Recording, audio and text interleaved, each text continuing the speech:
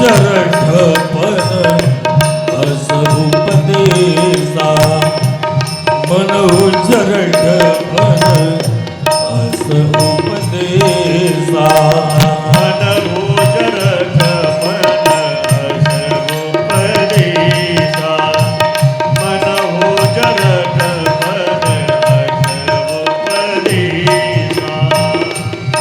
बज बराज राम कहते बज बराज राम कहते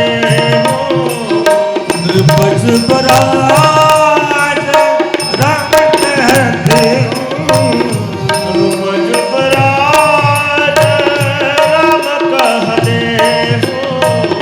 जीवन जन्म लाओ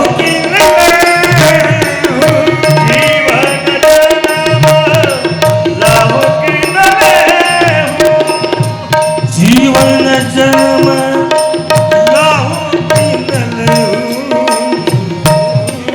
जन्म लाहू श्रवण समीप बलचित केसा बनहु जरठपन अस उपदेसा श्रवण समीप बलचित केसा बनहु जरठपन अस उपदेसा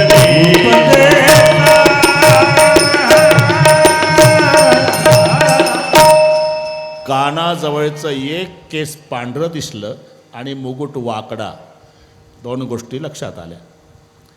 केस पांढरे व्हायला सुरुवात कानाजवळून होते. राजा दशरथाच्या लक्षात आलं, आता आपल्याला म्हातारपणची सूचना मिळाली. एकच केस पांढरं झालं तर राजा दशरथानं मुलाच्या ताब्यात राज्य द्यायचा निर्णय घेतला. आमच्या बापाचं एकही काळ राहत नाही तरी मुलाच्या विरुद्ध भांडण नाशिकच्या कोर्टात चालतं. मुकुट वाकडा दिसला.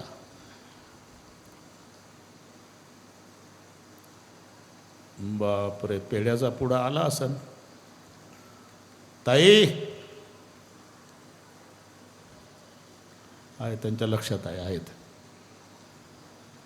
हो कळलं कळलं, नंतर नंतर नंतर पाहिला मी.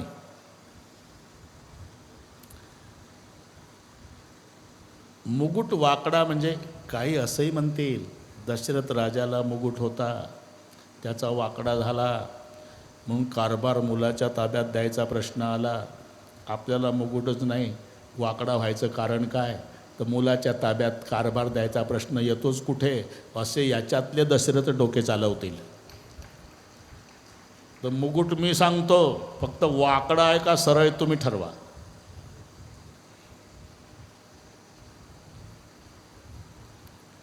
ज्या दिवशी तुम्ही घरी येता, अंगणात पायातल्या जोड्याचा आवाज झाला, घर लटलट लटलट लटलट कापतं. सुना भराभरा उठून खोलीत, नोकर कामाला, पोरं उद्योगाला, कोणी कोणाशी बोलत नाही. फक्त म्हातारी येऊन धाडस करते, अति नम्रतेनं म्हणते, चहा घेता का, कॉफी का, दूध घेता, खायला करून देऊ का, आंघोळ करता, पाणी तापलं आहे का, स्वयंपाक तयार आहे, ताटच वाढू. समजायचं मुकुट सरळ आहे. 10-5 वर्षाचा काळ गेला आणि म्हातारा येऊन बसला अंगणात. चहा ना रे, चहा ना रे, अरे चहा ना रे. म्हातारी म्हणते, बडबडू द्या, नांगर झालं तर कामाचा धामाचा, मरतही नाही एकदाच. समजायचं आत्ता मुकुट वाकडा झाला. रामायण कळलं ना तुम्हाला? बस. दशरथ राजाने विचार केला, कानाजवळचं केस पांढरं झालं आणि मुकुट वाकडा झाला. आता रामाच्या ताब्यात कारभार द्यायचा, आपलं हरिहरी चिंतन करायचं. पण निर्णय 14 दिवस मनात ठेवला. 14 दिवस. आणि